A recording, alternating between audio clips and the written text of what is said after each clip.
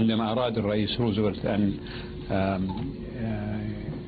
يزيد في تكريم تشرشل فأسكنوا عنده في البيت الأبيض بدل ما يسكن في بيت الضيافة بلير هاوس. وفي إحدى الليالي أراد روزفلت أن يزور تشرشل في غرفته، فدخل عليه في الغرفة وهو على الكرسي المتحرك، فوجد تشرشل كما خلقته أمه، عريان تماما.